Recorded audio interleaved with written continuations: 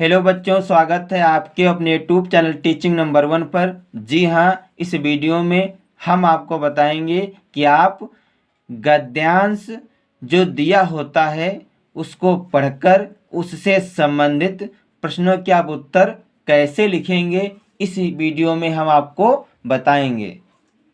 तो सबसे पहले क्या करते हैं, जो गद्यांश दिया होता है उसको ध्यान से पढ़ते हैं। पढ़ने के बाद उससे संबंधित प्रश्नों के उत्तर गद्यांश से ही लिखते हैं। तो सबसे पहले गद्यांश को पढ़ते हैं। जन का प्रवाह अनंत होता है, सहस्त्रों वर्षों से भूमि के साथ राष्ट्रीय जन ने तादात्म्य प्राप्त किया है। जब तक सूर्य की रश्मियाँ नित्य प्रातःकाल भुवन को अमृत से भर देती है, तब तक राष्ट्रीय जन का जीवन भी अमर है। इतिहास के अनेक उतार चढ़ाव पार करने के बाद भी राष्ट्र निवासी जन नई उठती लहरों से आगे बढ़ने के लिए अजर अमर है। जन का संततवाही जीवन नदी के प्रवाह की तरह है, जिसमें कर्म और श्रम के द्वारा उत्थान के अनेक घाटों का निर्माण करना होता है।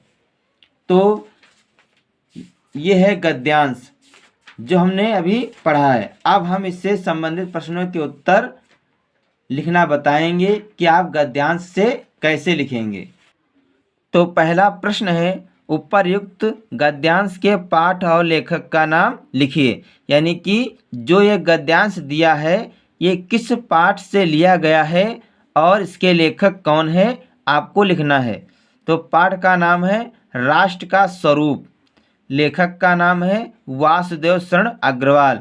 यानी कि ये राष्ट्र का स्वरूप नामक पाठ से लिया गया है और इसके लेखक कौन है, वासुदेव शरण अग्रवाल। अब दूसरा प्रश्न है, जन का प्रवाह किस तरह होता है। तो देखते हैं गद्यांश में इसका आंसर कहाँ पर है। तो यहाँ पर लिखा है जन का प्रवाह अनंत होता। तो यहाँ पर लिखा है जन का प्रवाह अनंत होता है।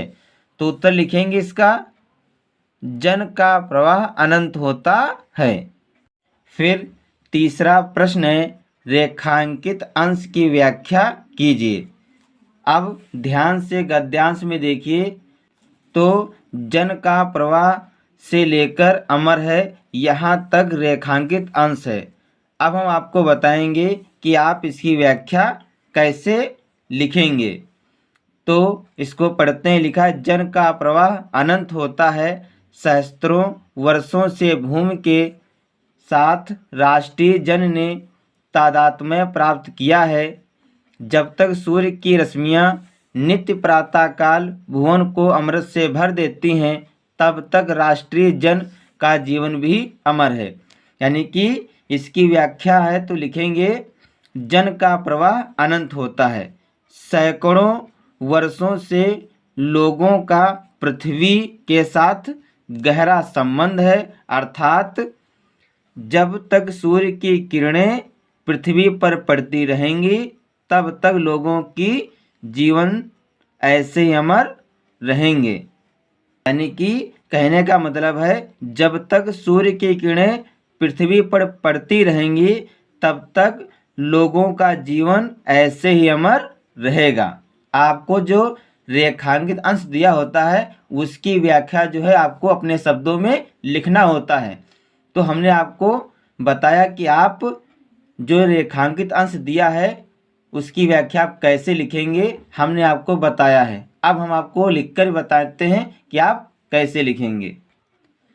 तो लिखेंगे जन का प्रवाह अनंत होता है, सैकड़ों वर्षों से लोगों का पृथ्वी के साथ गहरा संबंध है। अर्थात जब तक सूर्य की किरणें पृथ्वी पर पड़ती रहेंगी, तब तक लोगों की जीवन ऐसे ही अमर रहेगा। यानी कि जब तक सूर्य की किरणें पृथ्वी पर पड़ती रहेंगी, तब तक लोगों का जीवन ऐसे ही अमर रहेगा। क्वेश्चन नंबर 4 है, सूर्य की रश्मियों का क्या प्रभाव पड़ता है। तो अब देखिए इसका आंसर गद्यांश में कहाँ से लिखते हैं। तो ध्यान से यहाँ पर देखिए, यहाँ पर लिखा है जब तक सूर्य की रश्मियाँ नित्य प्रातः काल भुवन को अमृत से भर देती हैं तब तक राष्ट्रीय जन का जीवन भी अमर है। तो आपको लिखना है सूर्य की रश्मियों का प्रभाव यह है कि इससे राष्ट्रीय जन का जीवन अमर है। यानी कि सूर्य की रश्मियों का प्रभाव यह है कि इससे राष्ट्रीय जन का जीवन अमर है। यानी कि हमने आपको बताया है कि जब तक सूर्य की किरणें पृथ्वी पर पड़ती रहेंगी तब तक लोगों का जीवन ऐसे ही अमर रहेगा। तो जो ये प्रश्न है कि सूर्य की रश्मियों का क्या प्रभाव पड़ता है, तो आपको इसका आंसर ज़्यादा बड़ा नहीं लिखना है, सिर्फ आपको एक ही लाइन में लिखना है। तो आप लिखेंगे सूर्य की रश्मियों का प्रभाव यह है कि इससे राष्ट्रीय जन का जीवन अमर है।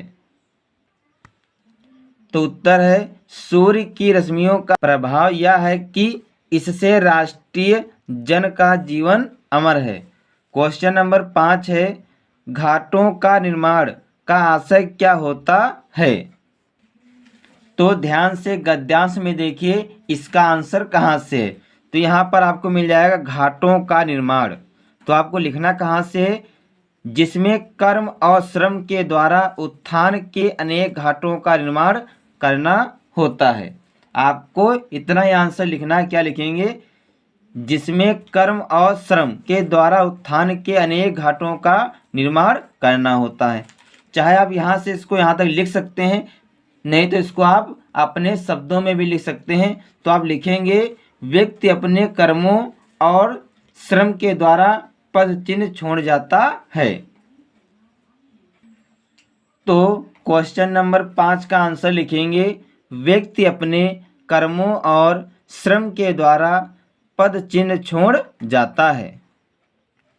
तो बच्चों इस वीडियो में हमने आपको बताया कि आप गद्यांश को पढ़कर उससे संबंधित प्रश्नों के उत्तर आप गद्यांश से कैसे लिखेंगे, इस वीडियो में हमने आपको समझाया है। आशा करता हूँ कि मेरा वीडियो आपको अच्छा लगेगा। अगर हमारा वीडियो आपको अच्छा लगे तो इसे लाइक, शेयर और सब्सक्राइब ज़रूर करें। मिलते हैं अगले वीडियो में नए टॉपिक के साथ। तब तक के लिए जय हिंद, जय भारत।